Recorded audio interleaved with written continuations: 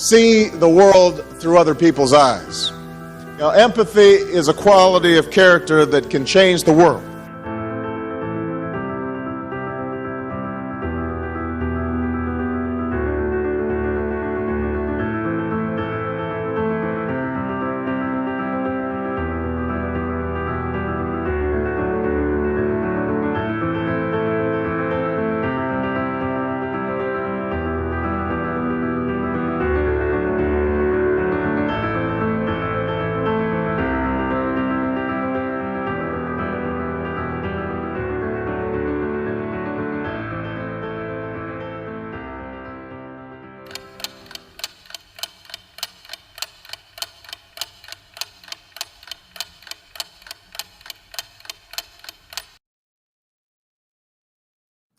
Good morning and welcome to Artefact Live, where we look at the art and science of storytelling with me, Scott MacArthur. How are you doing, everybody? Good to see you here again. I've had a frantic morning. I'm quite busy at the moment, which is nice, but I've been doing all sorts of things. I made a video this morning. I went to the gym. I did a proposal. I've set up a deal with someone else. It's been madness.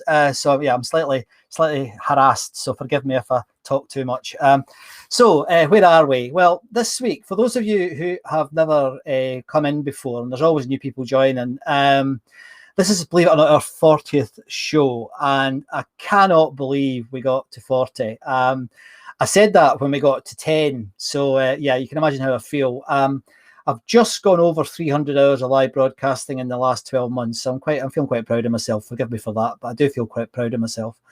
And last week's show with Bill McFarlane was one of the most watched shows we've ever had. With over 1,500 people watched the show over the space of the week. And I'm chuffed about that because it was such a good show. Bill really gave us some insight into what it was like to be at the sharp end of being a journalist and being on television and working with personalities. And his artifact at the end of the show, the Band-Aid thing, you know, the song sheet signed by all the people that were at the gig, that was amazing. So I'll never forget that. So thanks, Bill. I really do appreciate it. But I think the thing that he really did well was every time I asked him a question, he responded with a story. Classic media guy, a really, really sharp, I mean, he's been at it for 30 years, so, you know, he's had a lot of experience, but classic media guy, able to use stories to get everything across. And I loved his right tone pictures idea in terms of how to structure the way you tell your stories to different audiences. So it was great. So once again, thanks very much, Bill.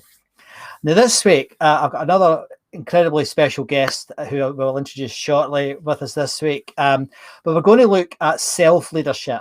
Now, this is something that we've spoken about before. It's something that certainly if you've seen me on the keynote stage, you know I talk about it frequently. And I do it myself every day. I'm very keen on some of the disciplines within it, but it's a huge, huge area. So I'm looking forward to Elisabet telling us about it later and what perspective she comes at it from. But for me, a lot of it is about the sort of the meditative practices. It's about personal awareness, values, etc. And one of the things that this will not surprise anybody who's a regular on this, I get an awful lot from the power of poetry in this space. And I'm not going to tell you lies. I don't think I understand why. But I get an awful lot from, even when I don't really understand the poem, I get something from it. I know that's quite weird, but I'll tell you a story about one of the poets later when I had a conversation with him about it and he understood it, but I didn't. But I'm going to play you two classic pieces of poetry. I've played both of these on the show before. I'm making no apologies for it because these are, it's my 40th birthday after all. And these are two of the most amazing poems. So I'm going to bookend the show today. I'm going to have this one in a minute. Then we're going to have my special guest. Then we'll play the other one at the end. And I bet some of you can even guess what it's going to be. Don't need to put it in the chat. I know you know. But with regards to the chat, before I play this piece of poetry, if it's your first time here, please say hello in the chat and let us know where you're tuning in from. I think last year we had somebody from Mississippi, which I'd never had anyone in before. So that was really nice. So this piece of poetry to introduce the whole day today. This is a piece that I first came across about 10 years ago. and it was with I was actually down the road here in Cheltenham at a poetry festival, and I was speaking that day, and one of the ladies was speaking about her influences, and she mentioned Mary Oliver. Now, I'd heard of Mary Oliver, and in fact, I think I'd read some Mary Oliver poetry, but I'd never really thought deeply about it. And this particular piece of poetry is probably her most famous work. And this particular recording is actually a rare recording of Mary reading her own work. And it was actually done specially for my favourite podcast, On Being, with Krista Tippett. So there's a number of links here that I really like. And I hope you enjoy it. I'm not going to say anything about it at first, but just give it a listen and see what you think, and see what it makes you think about self-leadership. Wild geese. You do not have to be good. You do not have to walk on your knees for 100 miles through the desert repenting. You only have to let the soft animal of your body love what it loves. Tell me about despair, yours, and I will tell you mine. Meanwhile, the world goes on. Meanwhile, the sun and the clear pebbles of the rain are moving across the landscapes, over the prairies and the deep trees, the mountains and the rivers. Meanwhile, the wild geese, high in the clean blue air, are heading home again. Whoever you are, no matter how lonely, the world offers itself to your imagination, calls to you like the wild geese, harsh and exciting, over and over announcing your place in the family of things.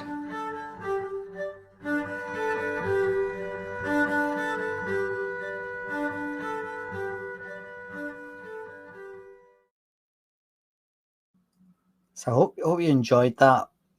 I think it was about the 10th time of listening to that a particular thing happened to me. There's the way Mary reads it is typical Mary. She's very unassuming, and oftentimes when you hear her reading her poetry, which isn't that often, but she doesn't emphasize things like other poets. She's a very, very simple reader. And but there's a word in there that jumped out at me after watching it about 10 times or listening to it about 10 times. It's in this line. I'll put it on the screen. There's a line, she says, you only have to let the soft animal of your body, etc. And the word there is only. You only have to let the soft animal of your body. Only. It is so difficult to only let yourself be yourself, which is exactly what she's trying to say here. I heard her talking about it, but I love the fact that she doesn't actually go, she doesn't say you only need, you only have, she just goes you only have. She doesn't even emphasize it. Quite beautiful. She's one of these poets that I just love. And if you get a chance to read her books about storytelling that she wrote later in her career, she was in her 80s when she wrote these books, only 2 of them. She wrote a book about called On Poetry, and then she wrote a book about her life. I highly recommend them, and if I get a minute, I'll put them on the screen at the end. But she really understood the power of story, and she really understood how it could be used to make you think about yourself, the inner reflection thing. And I honestly do think that poetry is probably at the sharp end of understanding yourself and leading yourself from what I like to call the inner work. So I hope you enjoyed that. Let me know if you're watching or you're on replay what you thought of it, because it's I find don't say anything bad about it, because I'll be upset, because it really does mean something to me, quite special. So I'm going to bring on my guests now, Elisabet, you've got the job of following Mary Oliver there. So welcome to the show. Nice to see you. How are you? Nice to see you. Yeah, great. Thank you. What did you think of that little piece of poetry? I thought that was great. And you know what? That poem and what you were saying about it was the 10th time that you listened to it. Yeah. It reminded me of one of my favorite stories about a professor who was teaching to his class. Yeah. And he said, I told them once and they didn't get it. I told them twice and they didn't get it. I told them 3 times, they still didn't get it. I told them the 4th time, and then I got it. And I find this all the time. There's something about repetition, and there's something about how the world seems to look different each day. So it depends on what circumstances you're in, who you're with. And when you look at something, even though you have seen it before, it looks different. And I find that fascinating. It is fascinating. I love that. That's a really nice quote, that actually. I like that. That's lovely. So give us, thank you for starting. That's a lovely way to start the conversation. Great. Give us an idea about your background and how we came, because it was you that came up with the title for today. Absolutely. So give us an idea of your background and what you do and how you came up with that title, please.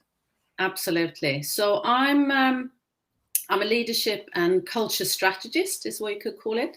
So I've been running my own company or companies for the last 20 years, working with teams, leaders, organizations all around the world, really looking at how you create a workplace where people want to be, you know, what kind of leadership is needed in order for people to come to work and think, you know, I can be at my best here, I matter, I'm important, and you can get good results as an organization. So I've been doing that for 20 years, which is so much fun. You know, I advise, I speak, I coach, I design, I deliver, I work with a number of different people, and it's, you know, loads and loads and loads of fun. Yes. I'm Swedish and grew up in Stockholm and came to the UK back in '95 first time around, and then been back in Sweden for a while, and now I'm back in the UK again. So that's a little bit about me. I also write books, by the way, with an old colleague of mine. So great. Well, maybe we could give that. We could talk about one of them towards the end of the show, because it's people are always interested in finding out more about people's backgrounds and about their work. So, what made you think, or why is it you're interested in this idea of self-leadership? Well, self-leadership, I think, is at the core of everything. And so back in the late 90s, I was working at American Express at the European head office here in the UK. And we were in the process of really focusing on the company culture and sort of saying, how do we really create that kind of dynamic, fun workplace? And of course, a large part of that is leadership. And we said, you know what, in order for leaders to be really, really good leaders, they need to be able to lead themselves first. So it was a real effort of saying, how do we get leaders to understand what's going on the inside here? What happens when I show up and I'm really stressed? What do I create in other people? And for me, it was almost like one of those things. I've been doing a number of different things through my career, but when I saw a place, an organization that really focused on that, it was as if I'd found my calling. I was like, I get that. I get that what's going on in here leaks out to the world around all the time. And if we don't see that and we don't take control of that, anything can happen. And maybe, you know, we can have a very negative impact in the world, on the world around us, if we don't think about it. So that's really where it comes to for me. Okay. What's been the biggest challenge then to get leaders to start thinking about themselves? What's been the thing, the eureka moment almost that you've found that you in when you've done this successfully, obviously, but that has, you know, made them think differently about the way they lead? I think it's the stories, actually, because funnily enough, because you can't talk about self-leadership and who you are and what you're feeling and all those kind of things in sort of just factual terms. You have to talk about it in the context of, I experienced this and this is how I felt and this is what happened. So I think the stories are at the core of that. And when you can engage people through those stories where they not just intellectually think about something, but they can feel it, that's when something happens. And that's the only way you can actually create a shift in anyone anyway, is through doing that. You may need the facts as well, you know, things to back something up. But if you don't feel it, it's not going to stick anyway. It's just going to be something that you maybe do as a tick exercise. And you say, well, I've done this, I'm done. Yes. But of course, it doesn't work that way. No. Do you think that, I mean, that's obviously we're in the same bubble here then, because I absolutely agree with that. Absolutely. Yeah. Do you think that and I suspect you thought this would come up, that the last 18 months under the shadow of a pandemic, has that, or do you think it could change the type of leadership that we need moving forward? Have you ever thought about that? I'm sure you have. Yeah, I do. And I think a lot of leaders, particularly at the beginning of the pandemic, I think leaders very much stepped into the space of self-leadership. There was a real, almost instinctual realization that people are in need now. You know, there are people at home, I don't know how they're going to be because I can't see them. So I need to put extra effort into connecting at that human level. Right. I think, though, over time, it becomes challenging. I think it's easier to do when it's almost in the crisis mode and you know I have to do something here and now. I think what's going to be interesting to see is as we start to go back to work, we're creating the kind of hybrid workplaces that everyone's talking about. It's sustaining that in a way that works when you have people both on site and off site. So I don't think it's going to be very easy, but I think there's going to need to be a greater need for leaders to think about this for themselves so that they can, in a very intentional kind of way, think about what kind of workplace am I creating here? And how do I make sure that everyone is included?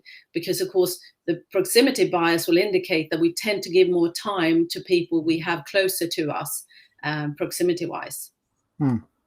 And have you any advice for, I mean, I know there's a lot, I mean, I was talking to a company yesterday, they were in the States, right enough, but they have a very entrepreneurial chief executive who, that's a good thing, but it's also a difficult thing because they tend to be quite scatty, you know, they're not well structured, they're not, you know, they're not very good at, you know, the bigger the organization gets, the more difficult it gets for them. But their challenge is they call it the, you know, the employee challenges, that the employees are looking for they think they might be looking. You got to couch it because nobody knows the answer to this. But they think they might be expecting a completely different type of workplace, which is not just about, I mean, working from home, working in the office is no big deal. You know, I think that's way overestimated in the media. I mean, that's not the deal. It's the psychological part of it that's the big deal for me anyway. I just, maybe that's because that's my bag. But have you any thoughts on that and where it could go, or how? I mean, I know you don't know the answers to this. Nobody does. But I mean, have you any thoughts on it? How they can? I think there is a realization that the leadership needs to be more than just a task, and I think even organizations looking at how do we assess leadership? What is leadership? It's not just getting the work done. It really is about how you make other people feel, and to what degree you help people be the best ones that they can be. And I think the danger is getting too busy and getting busy doing things, having long lists of tasks to do. And therefore maybe not quite getting through with your leadership. So, you know, if I was going to give any advice to leaders and organizations, is saying, how do we think about this very strategically and say, what kind of inner strength do we need to build for our leaders so that they can help build that in other people? And being busy does not build strength. You need to take time out to reflect, to meditate, to just chill, you know, even like 5-10 minutes in the morning and at the end of the day, so that you have a chance to have a good night's sleep. You know, all of those kind of things really matter, and they tend to not be focused on when people are really busy. So how do we deal with I mean, this is not my view, but how do we deal with the negativity view, which says, oh, you're just a bunch of snowflakes? We've been successful for decades without you going off and meditating and, you know, spending 5 minutes dreaming about fields and forests. Why the hell should I let you do that if I'm your boss? Well, I think it's more and more understood and accepted that we are more than just what goes on in our head or what we're doing sort of on the outside. So I think it's a question of saying, and even asking people, when do you feel at your best? Is it when you're stressed? Is it when you're feeling relaxed? Is it when you're feeling confident? And how do you create that in yourself?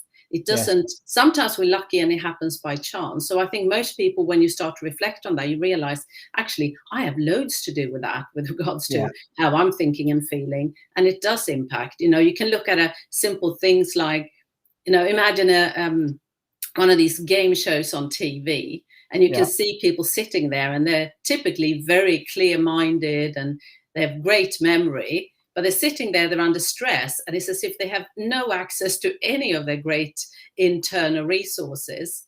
And if they were not stressed, they would be able to see so much clearly. So it's this whole idea as well of saying, you know, as a world, as an organization, as a society, what kind of state do we need people to be in order to solve the big problems?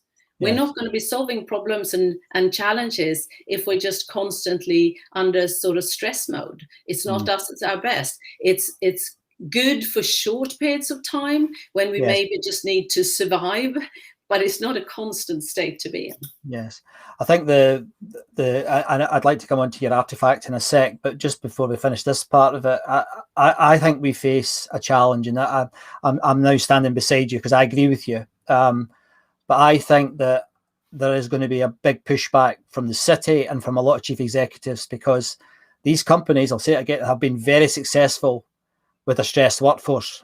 Yeah. And because they work on you know, sometimes quarterly deadlines, particularly if they report into the city, why should they give a monkeys about what you've just said and what I would say? Because I would say exactly the same as you there. I would say virtually the same as you. And I think that is going to be one of the big challenges, because is the power of the people, is the impact of people saying, no, I'm no longer going to accept this, enough? Or is money going to come back and be the dominant force? And I think there's a lot of people, and I include myself in this, who are slightly hopeful that we can change it. But I think that it's going to happen naturally is naive. We have a problem with the city in the UK. We need to re-educate them. They're human beings as well, but they have a particular agenda, and I get that agenda. I don't agree with it, but I get it. So I don't know how you feel about that, but I don't think, you know, folk have been saying, oh, you should meditate for 30 years and nothing. I mean, it's improved, but it's still not where it should be. You know, I don't know if I'm being cynical, but I mean, I've worked with the city long enough that I know how they behave, you know. But I think it's a question of sustainability, because I think to a degree, for a large time, business has been all about making money. And of course, businesses need to make money without a doubt. But that's only one part of it, because you can also look at a lot of unhealth that goes on, where organizations also lose out from people not being able to come to work because they're not in a good place, physically or mentally, or both. So I think it is a question of recognizing that business is so much more. And there is an expectation, I think. There's more and more understanding that we are part of a bigger picture. And I think organizations are starting to understand that they play a bigger role than just making money. They are there to help, you know, protect the planet. Certainly, you know, we're all using up the resources in some kind of way. But we're also responsible for people. There's more and more understanding about how you operate within the supply chain, for example. Do you know all the linkages? Do you know what's going on in a country or an organization that you work with? And it's all of that, but it's the understanding the complexity of all of that hasn't necessarily been something that's been focused for leaders to do. But I think there's going to be more and more of an expectation that as a leader, you need to understand all of that. You need to understand all these intricate systems that you're a part of, and see that you're not just there for the quarterly results.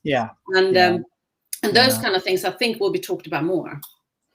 I hope you're right. I mean, now coming back beside you again, because I do agree with you, but I like to play devil's advocate in this with myself as well, because but I also think that if I was in the job market, I would be, and I think this will happen. I think companies that have done well during the COVID pandemic will attract people. You know, they will get the better people. I think even with there will always be a layer of money, because we live in a capitalist society, so the money is going to drive it. But I still think that if your company has done well during COVID, it will do better in terms of quality of the people who want to come and work with you and stay with you. I hope. Time will tell, of course. Time will tell. But anyway, just before we move on, thank you. That was really interesting, and thanks for letting me be devil's advocate, because I think it's quite important. There's an awful lot of mealy-mouthed nonsense about we're all going to suddenly be going all day. I mean, get a grip. You know, people need to. You know, we're running businesses. We're not running even charities need to change. But we're running a world that does need to make money, does need to look after the environment, does need to look at a number of other things that are well, some people know my opinions on that. I think there are stronger things than that, but that's contentious. We'll not dwell on that. But Doug's asked us a question here. More and more, I'm realizing that work has to support my life. And if it causes me stress, that's a problem that needs to change rather than a challenge that needs to be overcome. Yeah, can't disagree with that, Doug. Well said. No, well said. I agree. Yeah, well said. Well said. And so I asked you if you would kindly bring along a little artifact to tell us a story. Did you manage to bring something? Yes, I did. Excellent. I've got it here. And I think you've got a picture of it, actually. I think you've got a picture of it in a car in Mozambique. Right. Okay, I'll have a look. This is a rosary bead necklace. Yes. And it was given to me by a friend of me in Mozambique. There you go. Yeah, that's in Feliz Bella's car. So this was given to me. I had a very interesting and rewarding experience in working with a charity called SOS Children's Villages. And I was working specifically with their organization, fundraising organization in Sweden. And what they do at SOS Children's Villages is they really work with protecting children in, so either they're working with families in countries where the children might be at risk of being abandoned, or when the children have lost their parents, they create an alternative setup for life. So they create like family villages where they live together with other children, and they have like a mum and they have an aunt and really help to raise them. So in a sort of orphanage, but a much more sort of villagey kind of family feel. Right. And what they were doing is they wanted to kick off an initiative they were going to pilot, and they were going to pilot it within Mozambique in the villages they have there, where they wanted to link to the UN's work around children's rights and children's participation in their life and the sort of the rights and that all children have in the world. They wanted to really work actively at children's self-esteem and self-leadership. And they were saying, how do we really equip these children, not just, care for them and give them food and a home, but how do we build them from the inside out? How do we help them to feel really good about themselves? Because sometimes the children, if they go to a local school, they might be teased because they haven't got their real family anymore, those kind of things. Yeah. So how do we help build that in them? So a program started to be created, and I was asked to come in and really look at it from the grown-ups' point of view and say, how do we help the adults in the villages, the mums and the aunts and them, to see their role as leaders for these kids, as parents? How do they need to think themselves? How do they need to understand what's going on for the children on the inside? So really understand the dynamics of thoughts and feelings and how no one is a victim unless you look at yourself that way. How can you help children not to feel like something's really, they've been hard done by the situation they're in? And it was an absolutely wonderful project to work on. And having worked with the whole idea of self-leadership, for over 20 years, I jumped at this. I was like, I'm honored. Yes, please. I want to come and help. Gosh, so, I'm ashamed I've never heard of it. Never heard of it until you sent me the things last week. And it sounds phenomenal. I mean, it really, and there's a picture. I've not got it. Maybe in a minute I'll put it up. There's a picture of the countries that they operate in, and it's incredible. I know. Yeah. They're a big organization. So they're fundraising all around the world, and then they work with having villages in so many countries all around the world. And in this case, of course, they decided to go with Mozambique as the place where they started looking at this. And I love this whole idea that they're really also looking to the inside child, if you like, and feeding that inside as well, and not just with food and care in that respect. And it was absolutely fascinating. The most amazing people I've met in the process. So what I did is I went out there and I had put together a program where I then trained a set of coaches that were then going to go out and work with the mums and the aunts and everyone and really train them. Because of course this needed to be done in Portuguese. And absolutely amazing. And there's something about this whole, just the joy and the openness by which everyone just completely absorbed this, just threw themselves in, which was just like, wow, I can't explain enough what an absolute privilege it was to be able to experience that. I loved it, absolutely loved it. I love the whole idea of it. How do you then? You know what jumped out right away? I haven't heard you tell this story before. But what jumped out to me right away was we gave them a mum and an aunt. Yeah. How did they go about that? I mean, that sounds spectacular. I think the idea was this whole idea. They really wanted to create a family environment where you actually talk to someone. This is your mum. And I know some of the most amazing, these mums are incredible. And the aunts are there when the mums, because, they go home to their families now. They actually work there as mums.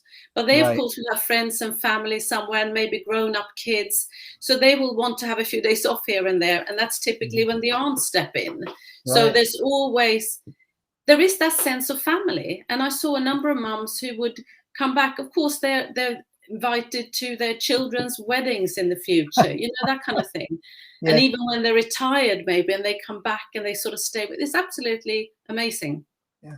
So if you're working on and I'll show some of the photographs that you've kindly sent because they are lovely. I'll when you're talking, I'll put them on. But how talk about the children in terms of the inner work? What comes out? What do they experience in terms of learning about their own inner self? What comes out of that through this work? I mean, all sorts of things. I think one of the realizations is that we don't know everything about other people. We sometimes jump to conclusion about other people. And this whole idea that we look at the world the way we look at it. So I think for a lot of the children, it's the realization, no, not everyone looks at the world the same way as me. And therefore, and that's okay. So let's not assume things about people. Let's keep an open mind towards other people. Let's have, positive assumptions about people and how great a place that is to start from. Beautiful. And how long has the program been going now? Do you know? I mean, this kicked off. I'm trying to think. This kicked off I think it's about 5 years ago now. Right. So and it's been run a number of times, a number of iterations. It's been redone. We've recreated it sort of halfway through, where we actually started merging the program for the children and for the adults, because it made sense to do it sort of all in one go to some degree, even though there were sort of separate aspects that they maybe did separately. But it was, the thing again is that we don't live in isolation. So I think this was a really good example of whenever we're learning something, it's great to learn with the people that we have around us, that we don't work in isolation on that, because there's always something that we learn from one another. And this whole idea of how do I respond to when you say that to me, clean up my room, then, and what does that what happens as a result of that? So it's all of that when you start to combine that, you get an even more dynamic and interesting response from all of that. Oh, I like this. This is really great, isn't it? But I'll tell you another thing, there's so much to talk about on this one, but I wanted to give a little bit of a mention to a friend and a former client of mine who's Portuguese and who lives in Amsterdam. Right. And when I was going to go out first time around and train the coaches, so I've been out there a couple of times, and the first time I was going to go out and I was going to train the coaches, and the coaches, of course, they spoke English, some really good and some maybe a little less so, but certainly work together. But I love languages, and I'm relatively good at languages, but I don't know Portuguese. And I felt that it was so important that I could say something when I showed up there. I wanted to be able to talk Portuguese some kind of way. Yeah. So I reached out to my friend Vanda in Amsterdam and asked her, can you help me to translate a talk that I want to do? Because I want to be able to, when we go out and they run these workshops, I want to be able to be there and listen, and I want to introduce it. So I wrote like a 5-minute introduction speech, if you like, and she translated it for me, and then she sat down with me on Skype or something and actually read through it so that I could hear the pronunciation and everything.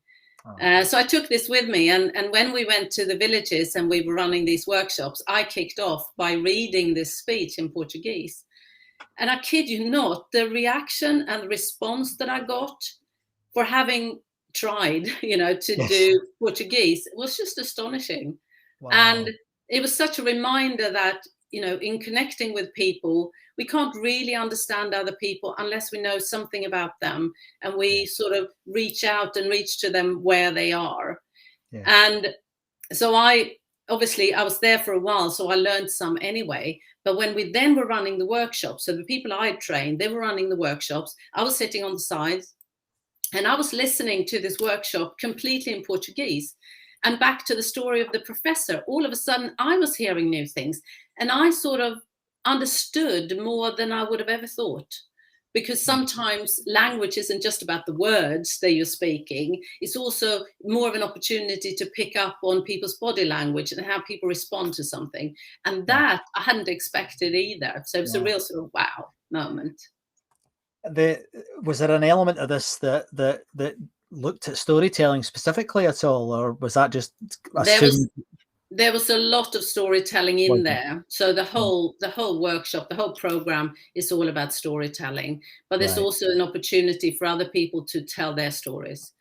Because this cannot be done without stories. It's all about stories and nothing else. I guess. And even little things. I have one of my favorite stories around self-leadership is my husband and I have identical twin boys who are 18. And I think they were about 5, and I'd picked them up from daycare, and we were on our way home. And they were both walking behind me, and they were like, I don't want to go to daycare tomorrow. It's boring, and I don't want to do this. And as we came home, I sat them down, and they had a snack. And I said, you know what? How you think about daycare will matter. If you think it's going to be really boring, it's probably going to be boring. But what if you think, actually, I'm going to go tomorrow, it's going to be fun, I'm going to find a new friend, maybe I'm going to do something different. And they looked at me as if I was crazy, they were like, okay, Crazy mum. So I thought maybe they're a little young, right? Yeah. And then it was maybe a week later, we'd come home, and again, they were sitting having a snack, and I was faffing around doing something.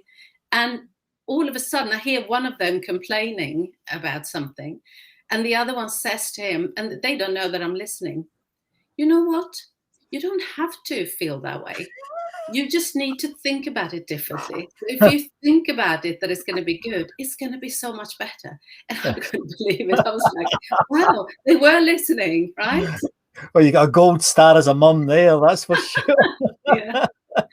I'd just like to show the pictures you sent me, because you can say something about them if you like, but the first thing I wanted to do, just in case anyone's not quite sure where Mozambique is, there it is there. It's the one next to Madagascar, famously. Yeah. And weirdly, my dad worked there many years ago when he was a young man. Which is, he did. Yeah, I very nearly lived there. We ended up living in Antigua, believe it or not, rather than there. So I think I got the better deal. But so that's where it is. Now let's just look at these photographs. There's only a few of them here, guys. So where's that then? That's Pemba. So Pemba is in the north part of Mozambique. And you might have heard about that on the news recently, because in Palma, that's the furthest north. Yeah. There was the jihadi insurgency going on, and a lot of thousands of people fled to Pemba, which is further down the coast. Right. But along where Pemba is, they have the most amazing, the whole Mozambique coast is incredible. Is it really? Right. It is absolutely stunningly beautiful. But this is Pemba within the town itself. Again, some of this obviously abandoned houses and that, but there's obviously a lot more that's also built up and much more functional than that. Is that the Portuguese legacy we're looking at? Is that a bit like you get in Cuba with the American legacy and the French legacy and the? I imagine it might well be. Yeah, it could be. Yeah. I love this one. This was this was amazing. Yeah, isn't it beautiful? Incredible. Again, that's also in Pemba, but outside of the city, very close to the beach. Right. And there's something about the color of the earth. Yeah, it's just astonishing, isn't it? That sort of reddish, warm. Yeah. It's beautiful. A good photograph, that one. Thank you for sending that one. Mm. Oh, that's a bit posher looking, isn't it? That's actually the village in Pemba. So this is where one of the houses where the children live, right? And where we ran one of the workshops as well. And they often have quite big spaces within the village, right. And some of them are sort of contained, but they are also more and more integrating these villages into villages and towns themselves, so they don't sort of have that sort of standalone kind of feel to them. That's nice. And this is some of the mums, is it? One of the workshops. Beautiful women. Oh my goodness, such such characters, every single break. And this, as a Scandinavian, I know we're sort of considered being quite reserved and everything, although I think that's sometimes very stereotypical, but there you go. Yeah. In every single break through these workshops, everyone gets up and dances. Yes. So right. we were dancing, and us who were there from Sweden, we were like, stuff. But actually, they just sort of draw you in, and oh my goodness, the love, the warmth is incredible. That's lovely. You know what? I wish we did more of that. I haven't quite been able to introduce it in any workshops I've done. You can imagine doing that in London. I think it would be quite funny. You can watch if you tried it in Glasgow. If you tried it in Glasgow, it would be absolutely hilarious. And what's this final one? So this is actually a playground, something they built in the village in Maputo. Maputo is the capital of Mozambique. Okay. And this is a play castle where the kids can play. Actually have phenomenal facilities, particularly in the Maputo village. Right. Well, that has, I'm sure everyone will agree, that was lovely. I really enjoyed that. I'm now I want to know more about that organization, because I love the idea of it. It's terrific. So thank you very, very much. Work. I'm happy to tell you more at a later stage, Scott. Yeah, well, that would be great. It's the only problem, of course, always with these live things is we're almost out of time now. So, but that was fantastic. So thank you. I really appreciate you. Thank you for inviting coming me. on to the show and telling us that. Yeah. And I'd like to talk a little bit more about you, if you don't mind, before you skiddle off. Right. I know I've got a copy of this here. These are your books. That's right. Yeah. Now, what are these all about? Let us know what's. I have to talk about the green one, obviously, first, because that's a storybook. Yes. So I write books together with Mandy Flint, who's a friend and an old colleague of mine. And the first book, The Team Formula, was very much about, we wanted to describe what goes on within a team, but we wanted to do it in a story format. So we created this story about a team that is sort of thrown together after a merger between two companies. And then over a year's time, you get to follow this team and all the struggles that it's had, including what the leader's going through, trying to get them all together. And the leader journals his journey as well. And we had so much fun with them, I kid you not. And writing this, and afterwards when the book came out, there were so many people that came to us and said, "You've been in our office spying on us, haven't you?" There was a real sense of, oh my gosh, this could have been us, kind of reaction that people had to it. Yeah. So that was what the first book was all about. We loved it, and we started writing the sequel to it, called The Culture Shaper. And then we were asked if we wanted to write a more normal book about leading teams. And we were asked by Financial Times Publishing, which of course we couldn't turn down. So we then wrote a book called Leading Teams, 10 Challenges, 10 Solutions, where we really said these are the most common challenges we see. That means teams aren't working, and this is what you can do. Right. And then after that, we were asked to write another one about how do you create impact as a leader? And of course, a lot of that comes back to self-leadership, as we just talked about. This whole idea that your impact starts on the inside. Yes. So you need to consider what kind of ripple effect do you want to have. Yes. It would be remiss of me not to ask you the question about this, because one of the things that quite often when this show goes out, there's quite a few writers watch it, quite a few stories. I've got screenwriters and fiction writers, but also leadership books and types of book. What's your process for writing a book? Two of you, I've not come across that yet on the show. What's that like? I think there's a lot of people that have asked that and said, gosh, that must be so difficult. But you know what, both Mandy and I have said all along that we hold each other accountable. There's something about when you're writing with someone else, you're making a commitment to someone else about delivering on time. And we somehow, one may have an idea and the other one builds on that idea. So somehow you multiply your output and your creativity because there's more than one of you. But I guess you need to know that you sort of get along and that you like the process of writing together. But we also found that over time, we were able to write apart as well. So if we had some time together and wrote, we could then go back and sort of bounce back and forth and sort of fill in the gaps. And that's how we continue to write together as well. Right. Okay. Well, that's lovely. And good luck with any future. Thank you. I'm going to go and buy that first one because I like the idea of that. There's very few. I mean, obviously there's a couple of classics, but there's very few leadership books written as stories, and it surprises me there's not more. So I I will go and know. look at But that. you know why? I'll tell you why. It's because the publishers don't like that, because it's not a proper genre, and it's not a big enough genre for them to be able to assess how well that's going to go. And that's why it's difficult to do. But I'll be intrigued to hear which of the characters you recognize. Okay, I'll report back. I promise I will, and I will get it, and I will read it. I get through about 3 a week, so I can usually fit in. There you go. If well, thank you. That was lovely. If people wanted to get in touch with you or to see more of your work, I've had your Twitter handle up a few times. Is there anybody else that you'd like to point people to? Yeah, I mean, LinkedIn is great. So Okay. find me on Elisabet Vinberg Hearn, or I also have a website called elisabethhearn.com, which is my personal. I have company websites and everything as well, but that's probably the easiest one, given that it's a similar name. I've just skipped my Swedish name in that one, so it's just elisabethandhearn.com. Okay, that's fantastic. Well, thank you ever so much. It's been a pleasure meeting you. And I loved the story about Mozambique. That really was lovely. And I think and can I just say, it continues. It's been so successful that it's now being rolled out to a number of different countries. So we're now in the process of doing another reiteration and see if any of this can be done online.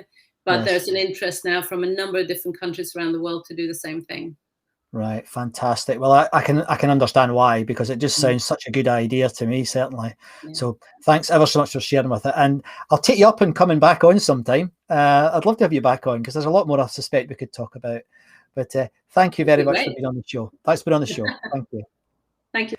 So I hope you enjoyed that. I loved the part about Mozambique, and it was another great example of how obviously people with a talent like Elisabet had to use stories to change things, to help people, was quite inspiring. Actually, I feel quite warm and pleased I got her on. Very pleased I got her on. It was lovely.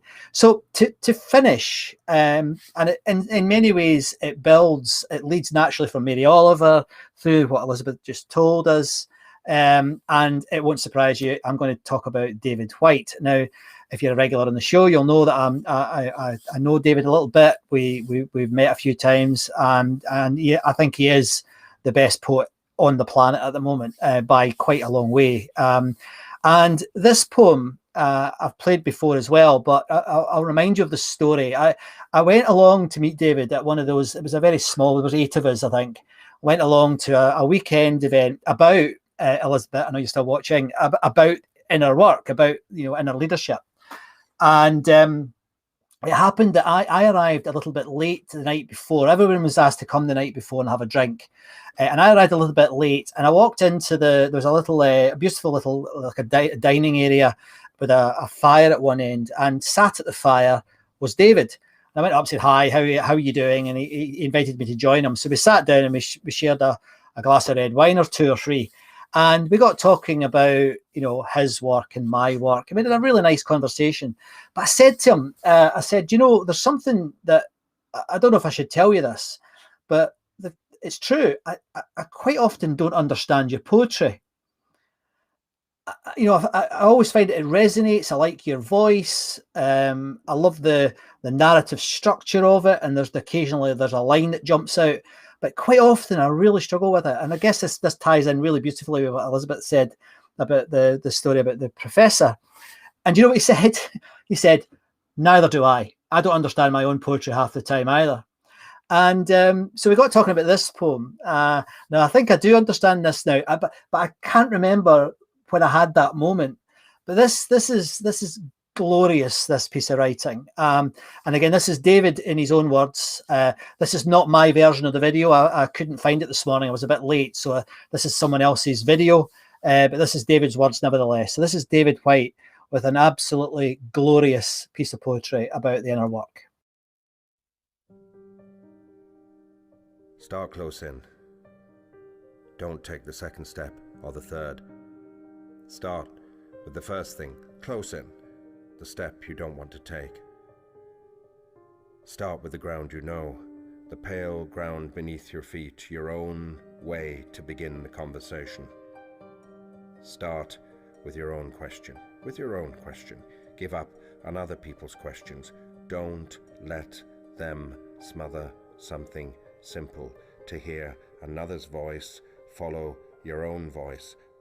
Wait until that voice becomes a private ear that can really listen to another. Start right now. Take a small step you can call your own. Don't follow someone else's heroics. Be humble and focused. Start close in. Start close in. Don't mistake that other for your own. Don't mistake that other for your own. Start close in. Don't take the second step or the third. Start with the first thing, close in, the step you don't want to take. Now, I promise Elisabet and I did not collude. I didn't know she was going to tell that story about repetition. And David is sometimes a little bit Marmite with people because he repeats his own lines frequently. So even at the beginning of that poem, if you hear him doing it live, he'll go start close in with the step you don't want to take. And he'll pause and he'll go start close in with the step you don't want to take. And I asked him about that. And his belief is that often with poetry, you have to reiterate, you have to remind people of certain parts of the poem. And it's almost diametric to what Mary Oliver does. So it's really interesting. I like the style that David adopts, but it's not everybody's style. But I hope you enjoyed that as well. I think that is an absolute classic. I love it, and I use it frequently in my work as a speaker and as in training events that I do. So that's it for this week. My name is Scott MacArthur, and this has been Artefact Live about the art and science of storytelling. Next week, we're going to be looking at evidence. And we've got another professor on, Professor Rob Brenner, and we're going to look at how evidence and storytelling come together or not. And again, it's really nice that Elisabet touched on this as well. So we're going to go from, I guess, one side of it to the other side, and let's see if we can find some wisdom in amongst all of that. So thank you very much for tuning in. It's been a pleasure, and thanks very much, Joe. There's some feedback for us. Elisabet enjoyed the show. Thank you very much. I'm glad you tuned in once again, Joe. It's always a pleasure to have you here. And I hope you will all join us next week. And if you're on replay, like most of you usually are, let us know, hashtag replay, and we'll see if we can answer your questions if you have any when you watch the show. Thanks again. See you next week.